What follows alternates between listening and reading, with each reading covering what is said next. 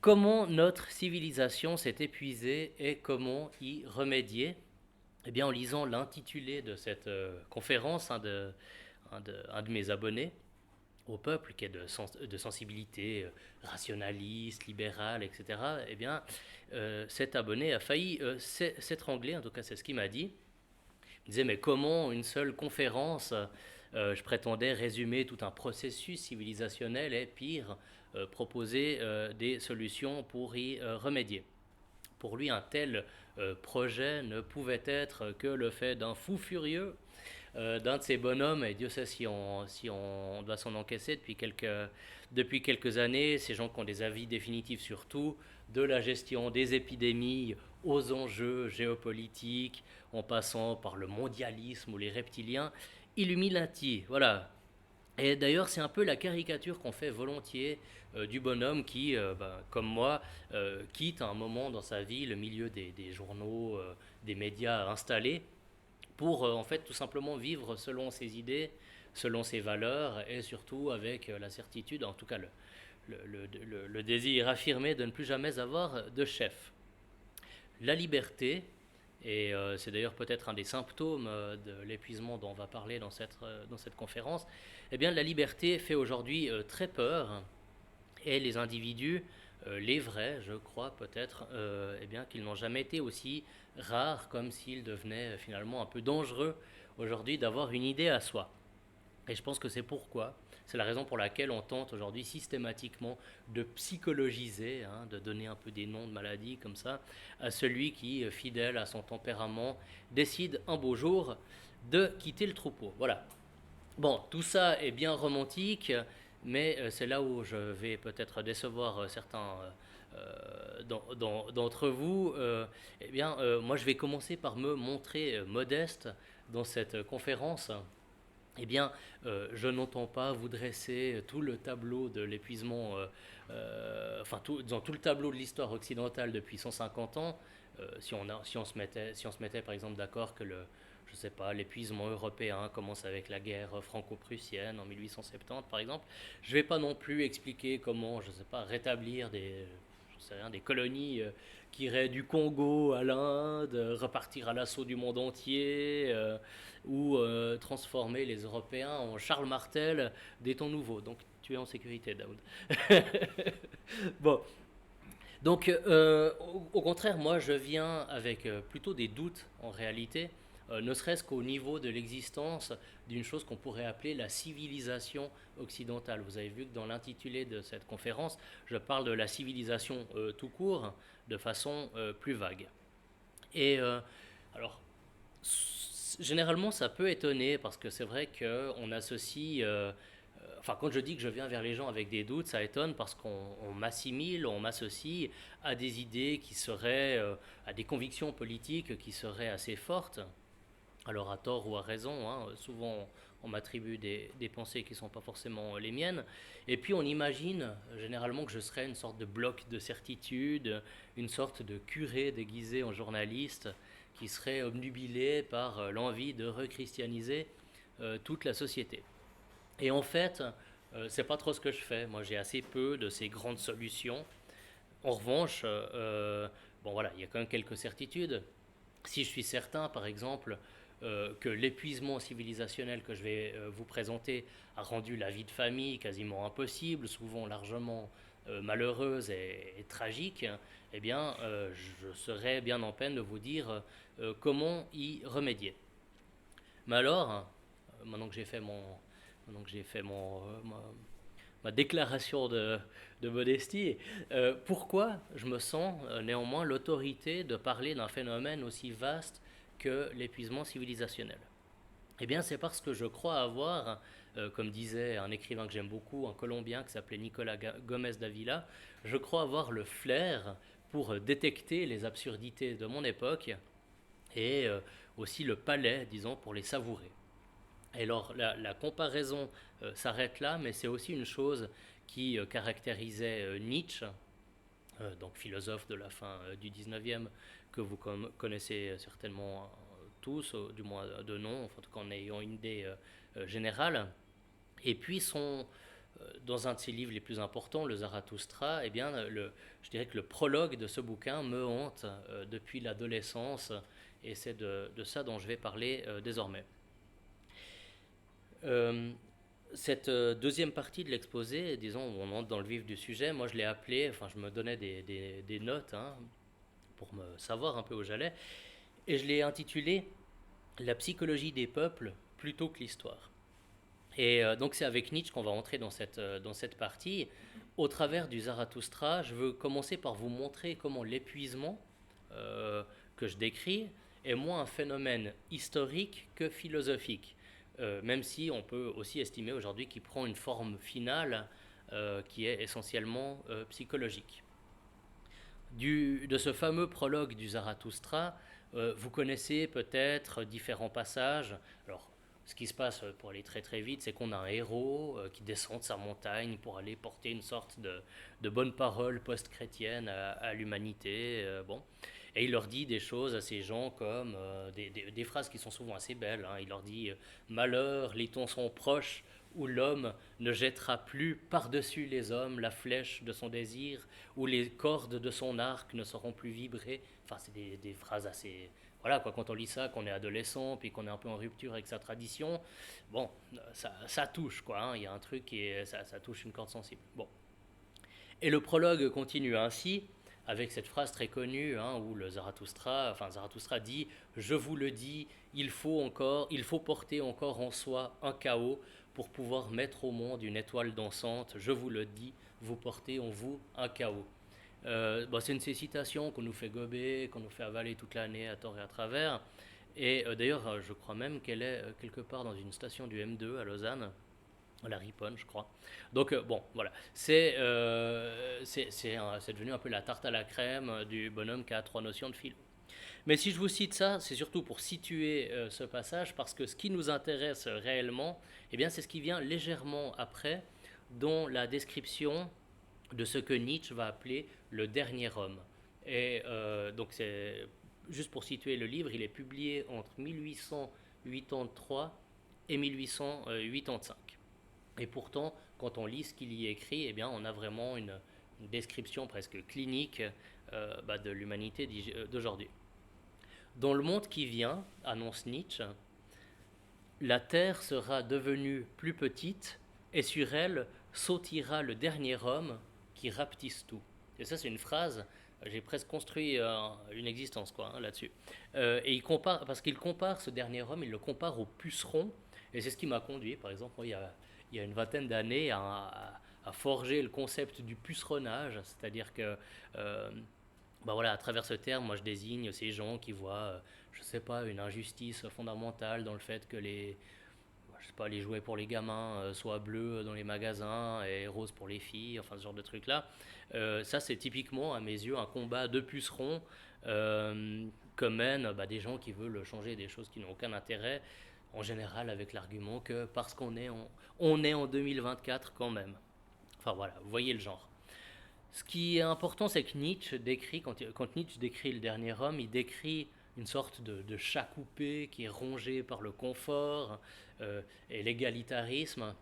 Il le décrit avec des phrases comme point de berger et un seul troupeau, chacun veut la même chose, tous sont égaux, qui a d'autres sentiments va de son plein gré dans la maison des fous. Enfin voilà, je vais pas citer tout le passage, mais ça vaut la peine de le lire. Mais pour synthétiser, on peut dire que Nietzsche, bien avant des moments historiques fondateurs, décrit une nouvelle race d'hommes qui sont hantés par le souci de la santé, qui sont méprisants à l'égard du passé et de leur propre civilisation, qui sont arrogants, qui sont autosatisfaits et qui sont allergiques à toute hiérarchie que l'on pourrait considérer comme naturelle. Un peu ce qu'on appelle aujourd'hui un social justice warrior. Bon. Pourquoi je m'attarde sur cette description du dernier homme? Parce que cet extrait nous montre qu'il n'y a pas besoin de se plonger dans l'histoire des deux guerres mondiales, puis de la mise en place, je ne sais pas, du plan Marshall ou du regroupement familial, pour les gens qui sont obnubilés par les questions migratoires. Il n'y a pas besoin de s'intéresser à fond à ça pour comprendre l'histoire de la décomposition interne de notre civilisation. Euh, Cette dernière, comme le montre déjà le génie anticipateur de Nietzsche, eh bien, elle travaillait déjà la pâte humaine des peuples européens à la fin du 19e. Alors la question c'est pourquoi? Comment Nietzsche a pu sentir ça? Comment il a pu anticiper des choses dans lesquelles on verrait en quelque sorte l'histoire à l'œuvre? Eh bien, moi je crois que c'est parce que Dieu, comme l'avait senti le philosophe, Dieu venait de mourir. Alors, pas Dieu, pas le Dieu des croyants, enfin je ne serais pas croyant si je considérais qu'effectivement Dieu est mort, mais Dieu en tant que principe duquel pouvait euh, découler, je dirais, le sentiment d'un ordre du monde ou une organisation sociale qui tiendrait la route avec ce que ça suppose de verticalité. Donc pour résumer les choses, 140 ans avant nous, Nietzsche, qui était fils de pasteur et qui avait d'ailleurs fait un peu de théologie, eh bien Nietzsche avait déjà senti comment la disparition de la croyance allait générer une nouvelle race d'hommes, ce qu'on appelle aujourd'hui les fragiles, quoi, hein, par exemple. Bon, ces gens qui sont à la fois persuadés d'incarner le progrès et persuadés aussi d'avoir inventé le bonheur. Et puis une chose qui les caractérise, bah, justement, ces gens, et que montre souvent un magnifique auteur que je vous recommande, comme Philippe Muret, qui est un auteur que je lis aussi depuis l'adolescence, eh bien, ce qui les caractérise, c'est leur capacité à toujours maintenir en vie des fantômes, des spectres, pour arriver à se persuader qu'ils sont en train de mener un grand combat contre l'oppression. Et ça, même si les causes en question bah, sont à peu près ridicules. Je vais en citer quelques-unes que j'ai compilées, mais vraiment ces derniers jours. Hein, je ne suis pas allé chercher bien loin, mais j'en ai compilé certaines de ces causes absolument ridicules. Et le but, c'est de faire un observatoire du nihilisme, en fait, dans mon journal. Hein, faire une double page avec. Enfin, voilà. Là, je vous ai livré. C'est du. Comment on dit de l'espionnage industriel. Donc voilà, j'ai commencé à compiler ça. Alors, dans les derniers articles, on peut mentionner le droit des femmes à marcher en solo ou en non-mixité, parce que trop souvent, les guides de montagne, par exemple, seraient des hommes. Donc là, c'est un combat il faut absolument mener. C'était dans le Nouvel Observateur du 13 avril. Sur le média en ligne Période, euh, on nous a présenté le courageux combat féministe, là encore, d'une dame qui cite toujours les dames avant les messieurs dans ses courriels. Ce qui, moi, enfin, j'étais féministe sans le savoir, disons, puisque ça me semblait relever de la, je sais pas, de la bienséance. Dans l'IB, le portrait d'une dame qui.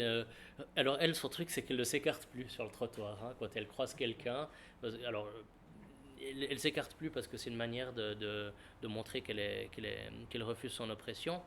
Enfin bon, voilà, ou il y a encore le tollé, on pourrait encore mentionner en France le tollé féministe parce que Macron veut remettre une décoration quelconque à Sardou qui part à la retraite. Bon, je ne cite pas ces exemples de combats grotesques uniquement pour rigoler un coup, mais parce qu'ils indiquent bien que l'épuisement civilisationnel, c'est aussi, et c'est d'abord peut-être la sortie de l'histoire.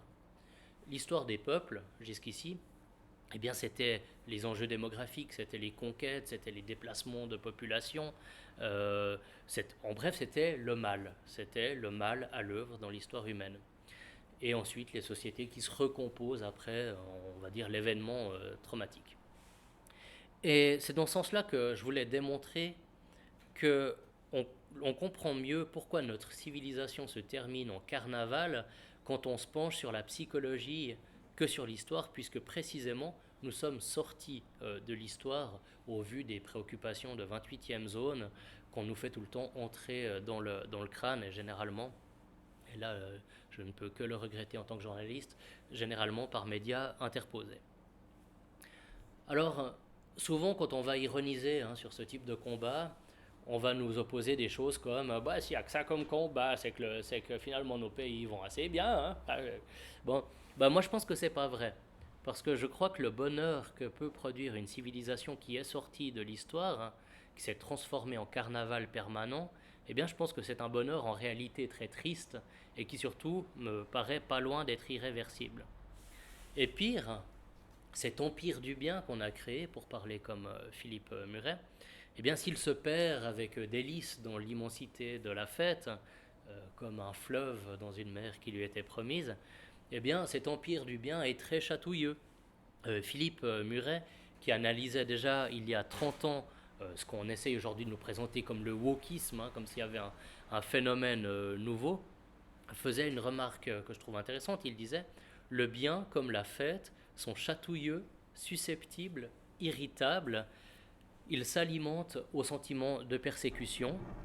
Et c'est là où on comprend mieux le lien avec ces combats, hein, dont je vous parlais, qui sont un peu ces combats absurdes.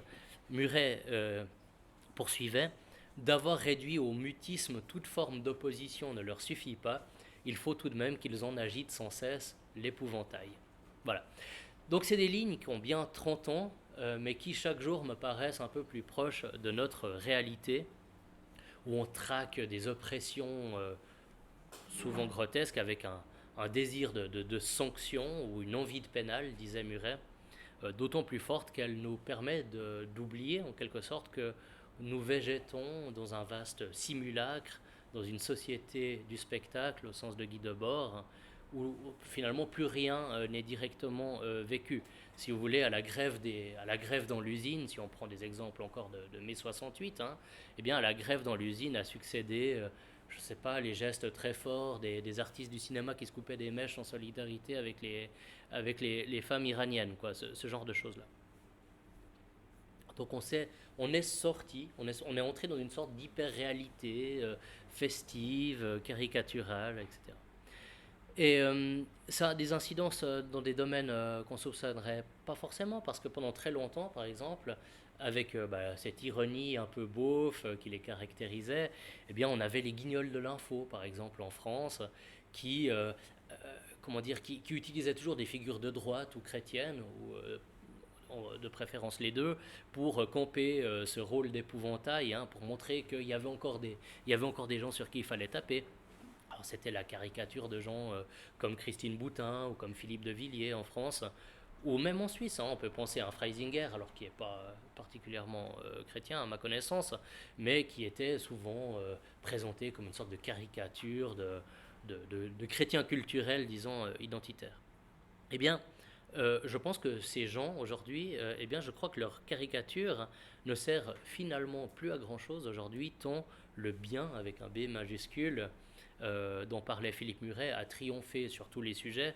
Bah, les sujets sociétaux par excellence, c'est le mariage gay, c'est l'avortement qui devient un principe constitutionnel en France, c'est la PMA, la GPA, etc., etc. Et c'est peut-être le fait qu'il n'y ait plus de combat, qu'il n'y ait plus d'histoire à mener, en fait, qui explique que souvent, aujourd'hui, les humoristes, et là je parle sous l'œil d'un connaisseur, finissent davantage par parler d'eux-mêmes que finalement des personnalités qu'on attaquait, enfin dont on se foutait par le passé. Mais on va quand même pas tout à fait abandonner l'histoire, hein, on va quand même pas uniquement rester à l'échelle de la psychologie. On va entrer dans la deuxième partie de mon exposé, où je veux vous montrer comment un événement incontournable doit quand même être mentionné comme, je dirais, la matrice dont allait jaillir le grand épuisement de nos peuples. Et je vais quand même boire un verre.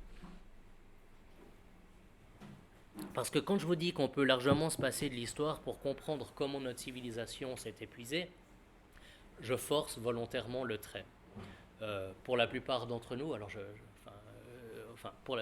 ne suis pas sûr pour tous, mais pour la plupart d'entre nous, nous sommes nés au XXe siècle, dans ce qu'un historien comme Dominique Vénère a pu appeler le siècle de 1914.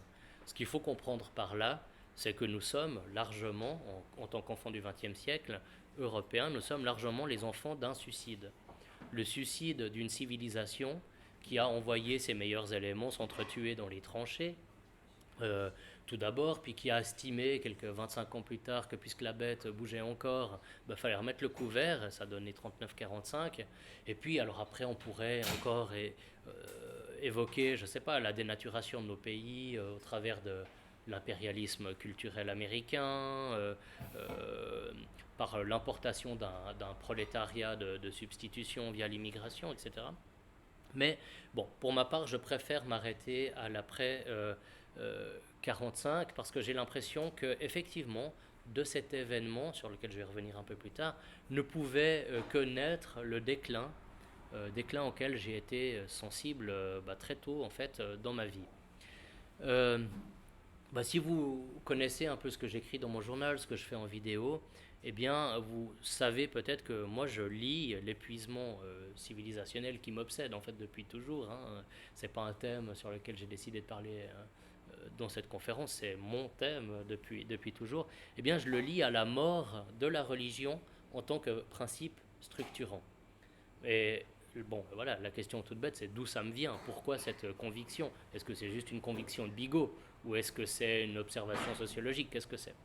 Eh ben moi, ça me vient d'avoir grandi dans le Jura vaudois, où les communautés évangéliques en particulier, eh bien, étaient nombreuses. Elles étaient même surreprésentées hein, par rapport au nombre qu'on était. On devait être 2500 dans mon village à Valorbe. Et ces communautés représentaient un modèle de stabilité euh, dans un monde qui, pour l'essentiel, était en voie d'effondrement. C'est-à-dire qu'il y avait différents phénomènes. Il y avait la désindustrialisation. À Valorbe, où j'ai grandi, il y avait aussi la perte du prestige de cette gare immense, démesurée pour ce petit village.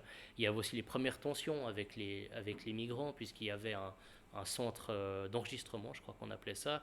Bon, donc dans cet univers, hein, ce qui m'apparaissait stable, ce qui pouvait proposer des identités solides aux gens, des ressources pour faire face aux inévitables coups durs de la vie, ou rien que le sens d'un devoir envers la communauté, eh bien j'avais l'impression que c'était bien ça qui pouvait le proposer, la religion, et d'ailleurs toute espèce de religion, puisque comme gamin je passais d'une communauté à l'autre.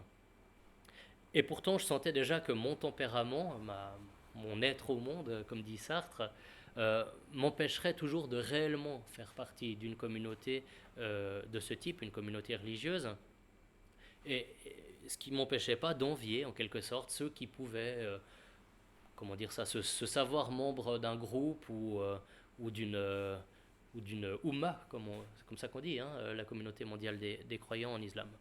Bref, l'appartenance à une communauté religieuse, indépendamment de la question de la foi, m'a rapidement semblé plus positive que l'atomisation qui se mettait en place dans ma civilisation et qui a d'ailleurs été accélérée, je crois, par les réseaux dits sociaux qui nous ont transformés, comme dans un roman de Houellebecq en 2005, dans La possibilité d'une île, en personnes voilà, complètement atomisées, qui ne se côtoient plus jamais réellement, avec l'éloignement aussi de la dimension physique qui s'est perdu en route. Mais ce sens communautaire que je pouvais envier comme gamin, eh bien, effectivement, il ne pouvait qu'exploser au siècle dernier. Et pourquoi? Eh bien, si on remonte à la brutale accélération de la déchristianisation de l'Europe, eh bien, je pense qu'on peut difficilement négliger le lien qu'il y a entre une certaine description classique, par exemple, de l'enfer, on imaginait plein de choses pas très sympathiques, et la réalité des camps au siècle dernier. Ce que je veux dire, c'est que tous ces petits bonshommes avec leurs fourches, ces supplices plus ou moins médiévaux, tous ces tableaux, etc.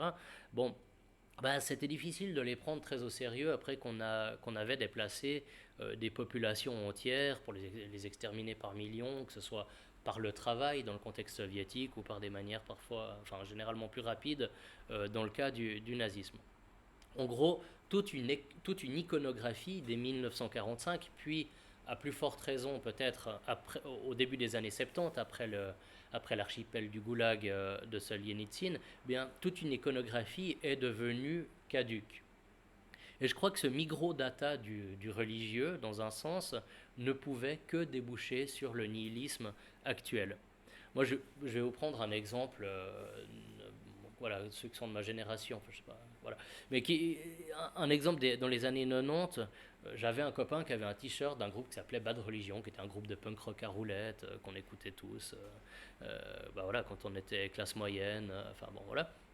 Et sur son t-shirt était écrit How can hell be any worse? Enfin, comment l'enfer pourrait être pire que ça? Et donc, c'était un album ou une chanson, je ne sais plus exactement, de Bad Religion. Et en fait, on était beaucoup à se poser cette question quand on était ado. On se disait, mais effectivement, comment l'enfer pourrait être pire que ce que notre propre civilisation s'est imposée, venait de s'infliger en quelque sorte à elle-même. Comment toutes les règles qui allaient avec une religion, ou disons ce qu'il en restait, comment tout ça pouvait encore avoir un sens. Au fond du suicide, comme je le disais, enfin du suicide européen, eh bien, ce qui forcément allait en découler, c'est que nous allions aussi devenir enfants du vide. Et c'est là où on va parler de la vie sous le règne du vide, en s'appuyant sur l'œuvre de Houellebecq, dont on a parlé dans nos discussions euh, préliminaires.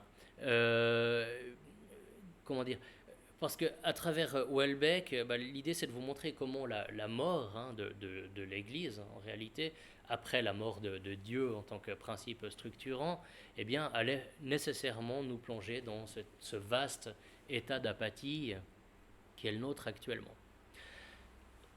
Pour faire face aux horreurs du siècle dernier euh, et aux doutes que pouvait susciter, que pouvait générer son opposition aux grandes libérations, hein, notamment des années 60, dont on parlait encore auparavant, qui ont pas atteint, hein, c'est ce que tu disais Daoud, qui n'ont pas atteint le monde musulman.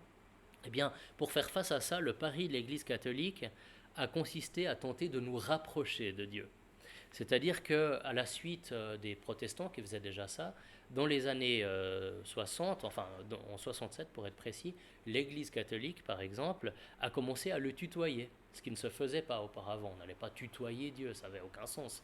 Et donc de juges suprêmes, de figures lointaines et sévères qui allaient présider au destin de chacun d'entre nous dans le monde futur, eh bien, Dieu devenait une sorte de copain, une sorte de pote avec lequel on allait se mettre en chemin, on allait cheminer, comme on dit aujourd'hui dans la langue de bois des curés. On allait peut-être aussi, je ne sais pas, boire des tisanes éco-responsables avec lui et tenir globalement des discussions qui, voilà, un peu dans le, qu'est-ce qu'il faut dire, un peu le discours des partis de gauche bourgeoise, hein, qui étaient marxistes jusqu'aux années 60 et qui sont un peu après un peu calmés. Mais enfin bref, s'il y avait un Dieu, s'il restait un Dieu, eh bien il devenait finalement davantage là pour nous offrir un soutien psychologique, une sorte de réconfort spirituel, que pour nous juger à la fin des temps.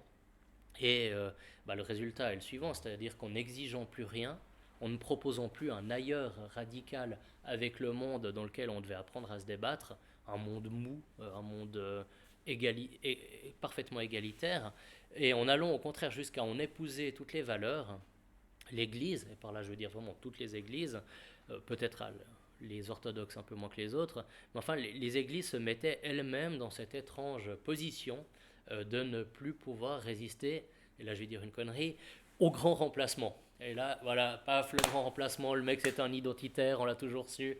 Ben non, en fait, c'est pas le grand remplacement au sens de Renaud Camus dont je veux parler. Ce grand remplacement, pour moi, qui est l'événement majeur du siècle dernier, en fait, c'est la manière dont on a remplacé les pasteurs, les curés, les rabbins, enfin tout ce que vous voulez, par des psychologues. C'est ça le vrai grand remplacement. C'est la mise en place d'une société euh, intégralement thérapeutique. Alors, on peut se poser la question, hein, pourquoi tous ces psychologues? Pourquoi dans une société enfin débarrassée de la tutelle des autorités religieuses, ou disons, pourquoi dans une société qui les avait transformés en agents sociaux, enfin en agents des services sociaux, on avait besoin de voir tous ces psychologues? Eh bien, mon hypothèse est que, en fait, cette entrée dans un monde vide, eh bien, nous a conduit à vivre une période de désespoir assez importante qui est caractérisée par le fait que la dépression a remplacé la névrose. Si vous regardez les grandes maladies psychologiques du siècle dernier, eh bien, au début, enfin, jusqu'aux libérations, en quelque sorte, les grandes inquiétudes des gens, c'est ne pas être assez dévoué à sa famille, etc. Ce genre de choses. Et à ça a succédé le stress permanent de ne pas être assez compétitif, de ne pas être assez fluide, de ne pas être assez en marche, comme dit Macron, tourné vers l'avenir, enfin ce genre de grandes conneries. Bon, enfin pour dire les choses crûment, nos craintes, eh bien elles sont devenues misérables et débarrassé de toute réflexion qui pourrait porter, je dirais, sur l'éternité. Et c'est une chose que Nietzsche avait anticipée, là encore. Alors il l'avait anticipé encore plus tôt, puisque c'est dans La naissance de la tragédie, qui est son premier grand livre, où il a une phrase merveilleuse, c'est au chapitre 24, où Nietzsche écrit: La valeur d'un peuple, comme aussi celle d'un homme, se mesure précisément à cette seule faculté de pouvoir marquer du sceau de l'éternité les événements de son existence, car il est ainsi, en quelque sorte, désécularisé et manifeste sa conviction profonde et inconsciente de la relativité du temps et du sens véritable, c'est-à-dire métaphysique, de la vie. Incapable de sentir encore ce sens, cet aspect métaphysique de l'existence dans la civilisation occidentale, si refusant même, eh bien je crois que nous sommes devenus profondément apathiques, une apathie dont le romancier par excellence, avec lequel on va faire un bout de chemin maintenant, est Michel Houellebecq. Alors Michel Houellebecq, c'est un personnage vraiment important, vraiment intéressant aussi. Vous savez peut-être qu'il est profondément athée. C'est un scientifique de formation et la foi ne lui vient tout simplement pas. C'est quelqu'un qui va dans des monastères, qu'on sort, bon bah voilà, c'était bien, il s'est globalement emmerdé, ça marche pas. Bon. Et pourtant, cet athée, pas militant, mais cet athée ne s'en cache pas, il ne croit pas à la possibilité de société sans religion. Il le dit noir sur blanc. Dans Les Particules élémentaires, qui est son deuxième roman de 1998, il y avait un passage qui m'avait beaucoup marqué, aussi par son côté absurde d'ailleurs, durant l'adolescence. Enfin, j'avais 15 ans quand le bouquin est sorti. Je me souviens, je le lisais dans un train là, pour aller jouer au basket à Renan. Enfin bon, je sentais déjà mon identité de petit blanc comme ça. Dans ce bouquin, il y a un de ces héros, enfin pour autant qu'on puisse parler de héros dans les bouquins de Houellebecq, parce que les personnages font jamais rêver, ils sont toujours assez misérables. Mais enfin, il a un de ces personnages qui est scientifique comme lui et qui observe un phénomène de condensation je crois, dans un radiateur. Et au milieu de sa réflexion sur le fonctionnement de ce radiateur, son personnage se dit, tout coup il nous dit, oui alors là il y a une goutte qui tombe, c'est intéressant, pourquoi machin. Et puis tout coup il dit, bon d'accord, mais combien de temps encore la société occidentale pourra survivre sans une religion quelconque? Et ça tombe comme ça, comme un cheveu, enfin là c'est même plus un cheveu, c'est une perruque qui tombe sur la soupe. Et c'est une phrase qui, moi, m'avait fait penser aussi à Heidegger, Heidegger, grand philosophe allemand du siècle dernier, qui, dans son ultime interview, et je crois que même c'est la dernière phrase de son ultime interview, dit la phrase exacte, enfin je ne l'ai pas en allemand, mais enfin il dit seul un Dieu, pas seul Dieu, mais un Dieu, peut encore nous sauver. Donc là aussi avec ce côté indéfini. Et pour revenir à Welbeck, dans son bouquin suivant, dans Plateforme, qui est paru, alors on avait un débat avant s'il était paru en 2000 ou 2001, voilà, en 2001, eh bien, dans son bouquin suivant, Welbeck approfondissait encore ce propos sur la nécessité, la fonction sociale de la religion, finalement, puisqu'il disait, je cite, que aucune société n'est viable sans l'axe fédérateur d'une religion quelconque. Là, à nouveau, ce quelconque qui est important, parce qu'on voit que ce n'est pas quelqu'un qui lutte pour une religion en particulier, mais pour une fonction sociale. Et je trouve intéressant pour lever finalement un malentendu sur Welbeck qu'on présente toujours comme un peu un écrivain libéral, un écrivain tout bêtement de droite. Eh bien, c'est pas inintéressant de se souvenir que, par exemple, dans Le sens du combat, qui est un recueil de poésie, il présente à nouveau la religion comme, je cite, le dernier rempart contre le libéralisme. Il dit, elle seule, donc la religion, elle seule est capable de fournir un sens, une voie à la réconciliation de l'individu avec son semblable dans une communauté que l'on pourrait encore qualifier d'humaine. Alors, bon, là on entre dans l'ultime partie descriptive de ma conférence. Euh, Mon but est de vous montrer qu'on n'assassine pas les civilisations, contrairement à ce que disent volontiers les identitaires, les conservateurs un peu cons, enfin voilà, etc. Ce que je veux montrer, c'est que les civilisations pourrissent de l'intérieur. Et ce que je veux montrer aussi, c'est qu'il est inutile de s'attaquer à l'islam en particulier, parce que l'islam viendra remplir un vide que nous laissons volontairement chez nous, et il le remplacera naturellement. Alors je m'explique sur ce point. Si vous m'avez suivi jusque-là, peut-être que vous vous demandez par exemple pourquoi une société sans religion est, à mon sens, synonyme d'épuisement. Eh bien, pour en avoir l'illustration parfaite, eh bien, je pense qu'il faut se rendre dans Soumission, le bouquin de 2016 de Welbeck, qui est sorti d'ailleurs peu, je crois, la veille des attentats, hein, ou quelque chose comme ça. Alors, je vous fais le résumé rapide. Le héros de ce bouquin, c'est un prof d'uni qui s'intéresse à l'œuvre d'un auteur français, Huysmans, qui s'est converti au catholicisme.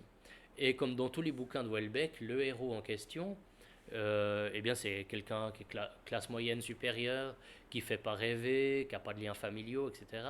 Et qui est d'une lucidité totalement désespérée. Et c'est aussi quelqu'un qui vit dans un univers de non-sens absolu.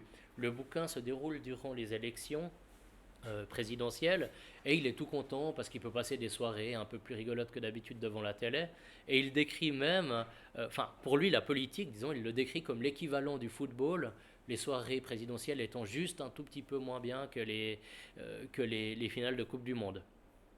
Et autre aspect qui reflète l'apathie, enfin qui montre l'apathie du personnage, c'est que sans être d'extrême droite, comme on pourrait dire lui-même, eh bien le héros est content que le Front National, enfin ou le Rassemblement National, fasse de bons scores parce que finalement ça pimente un peu ses soirées, ça rajoute un peu de l'action. Et de la même manière, il a aussi ce rapport apathique, disons, par rapport à la religion, qui a perdu tout sens pour lui, parce qu'il l'a décrit comme incapable de faire face au progressisme hégémonique. Houellebecq écrit, alors j'endosse pas la responsabilité de ce qu'il écrit, hein, mais Houellebecq écrit: à force de minauderies, de chatteries et de pelotage honteux des progressistes, l'Église catholique était devenue incapable de s'opposer à la décadence des mœurs, de rejeter nettement, vigoureusement le mariage homosexuel, le droit à l'avortement et le travail des femmes, ce qui montre que Houellebecq est vraiment tout sauf un libéral, hein. Et, et il ajoute: parvenu à un degré de décomposition répugnant, l'Europe occidentale n'était plus en état de se sauver elle-même. Et une phrase très importante dans la foulée, Houellebecq ajoute, Houellebecq qui a été accusé notamment d'islamophobie parce qu'il avait fait des déclarations assez brutales par le passé, eh bien il ajoute: l'arrivée massive de populations immigrées empreintes d'une culture traditionnelle, marquée par les hiérarchies naturelles, la soumission de la femme et le respect dû aux anciens, constituait une chance historique pour le réarmement moral et familial de l'Europe. Voilà, bon. Alors, c'est Houellebecq, on ne sait jamais vraiment à quel point il veut vraiment provoquer, il veut susciter un petit scandale en attaquant typiquement ici le travail des femmes. Mais enfin, voilà, il y a dans ce bouquin, qui s'achève donc par la conversion du héros de Houellebecq à l'islam, eh bien, il y a toute cette détresse qui vient le hanter, détresse notamment sur le plan sexuel, et qui pèse sur le français moyen. Euh, il y a même un moment qui est très fort où le héros se lamente. Donc le héros, il a, je sais pas, début de quarantaine, il a une copine, enfin une maîtresse qui a 22, 23 ans, une de ses étudiantes, et puis cette fille est juive.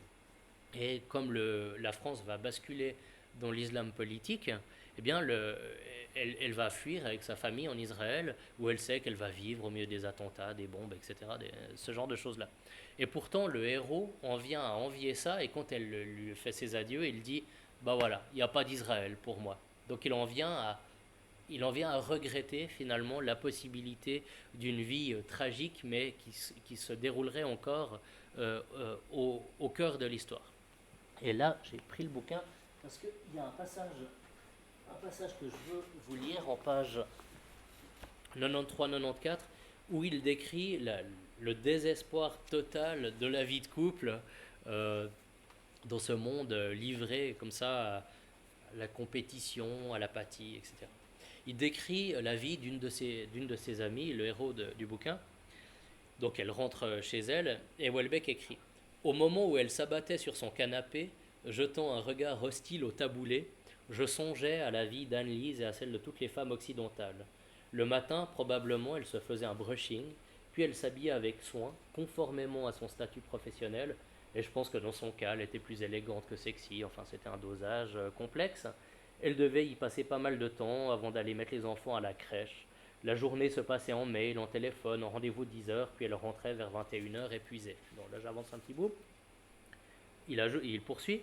Elle s'effondrait, passait un sweatshirt et un bas de jogging, et c'est ainsi qu'elle se présentait devant son seigneur et maître, donc là il parle de son mari, hein, et il devait avoir, le mari, il devait nécessairement avoir le sentiment de s'être fait baiser quelque part, et elle-même avait la sensation de s'être fait baiser quelque part, et que ça n'allait pas s'arranger avec les années, les enfants qui allaient grandir, et les responsabilités professionnelles qui allaient comme mécaniquement augmenter, sans même tenir compte de l'affaissement des chairs.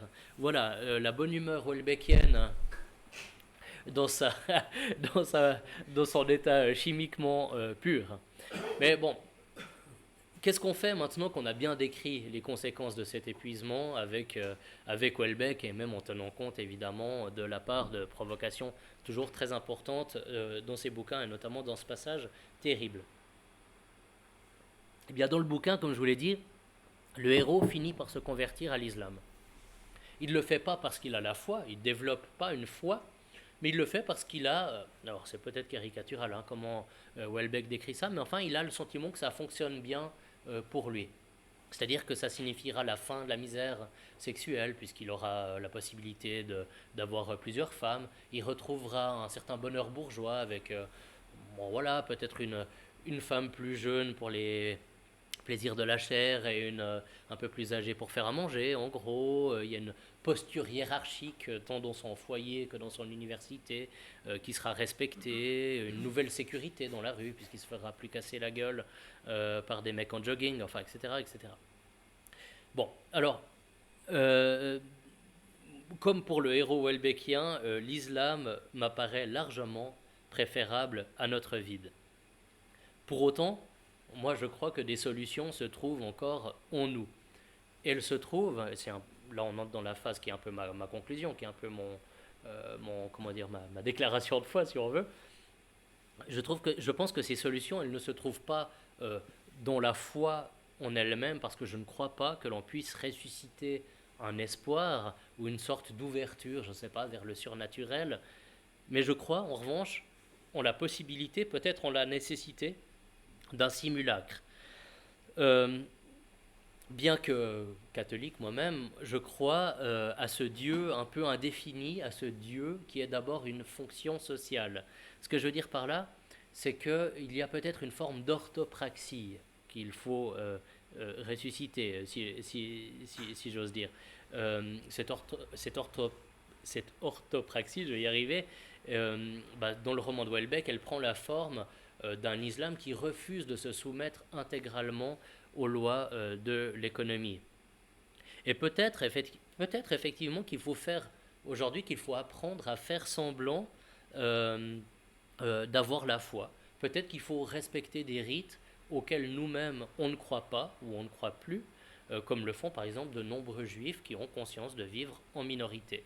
Nous, les chrétiens, enfin ceux qui se réclament d'une culture chrétienne en tout cas, eh bien, je pense qu'un premier pas vers ce sursaut d'orgueil peut-être est déjà dans le fait d'avoir conscience de devoir survivre en tant que minorité. C'est-à-dire que nous avons perdu la partie. Ça ne sert à rien de faire des manifestations pour dire oui, on part dans les ténèbres, etc. Ça marche pas, ça marche pas comme ça. Aux États-Unis, dans les années 50-60, je crois, il y avait un célèbre slogan qui disait aller à l'église, peu importe laquelle. Et bon, ça me paraissait ridicule quand j'étais gamin, ce truc.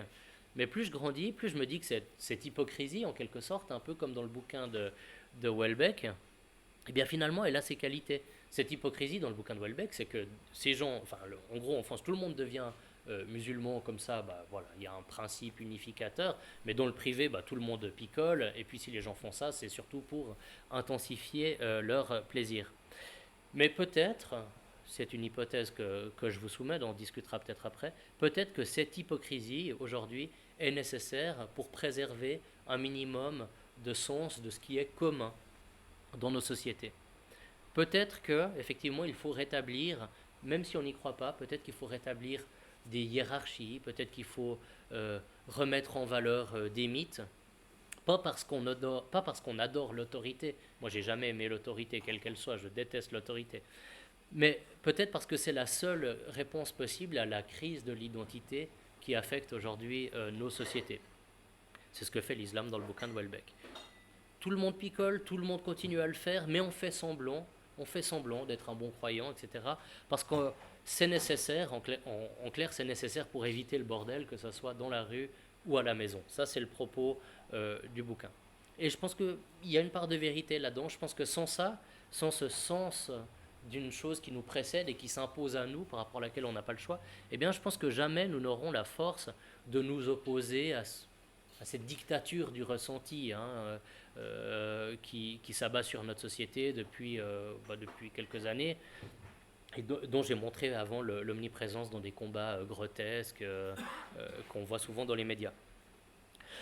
Souvent, dans les cercles conservateurs, disons, on a envie de rigoler à propos de ces fameux gens à cheveux bleus qui s'indignent et qui pleurent quand on les met genre. Ces gens qui ne comprennent pas du tout se, qu'on pourrait peut-être penser que ce sont des hommes quand ils ont des barbes de bûcherons. Eh bien, pourtant, ces gens, ils ne sont pas plus fous que vous et moi. Ils sont simplement le produit d'une société qui ne peut plus assigner ni rôle, ni sexe, ni quelque identité que ce soit qui précéderait l'individu, même par exemple quand le donné biologique est indubitable.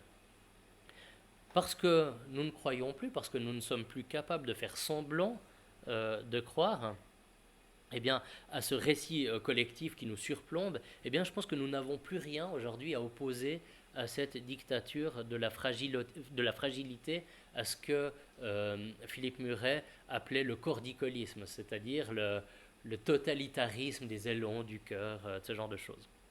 Euh, qu'est-ce qu'on peut opposer finalement à ces gens qui dénoncent la violence de la société, qui leur attribuent un sexe sur leur carte d'identité? Qu'est-ce qu'on peut leur opposer, puisque finalement tout ce qui les précéderait serait la marque déjà d'une oppression, voire d'un totalitarisme. Donc pour conclure, en quelques mots, ce que je me demande, je n'ai pas la réponse à cette solution, c'est une question ouverte, mais peut-être que si nous ne réhabilitons pas une certaine idée du bien commun, d'une destinée commune, eh bien, peut-être que nous ne devrons pas subir uniquement les assauts du dernier homme, tel que le décrit Nietzsche dans le Zarathustra, dont je vous parlais au début de cette conférence. On, on ne subira pas uniquement les assauts du dernier homme, mais si je devais finir par une connerie, je dirais que peut-être on finira par se prendre un procès parce qu'on n'aura pas compris qu'il était non-binaire, quoi. Voilà. Ou que c'était une femme. Voilà.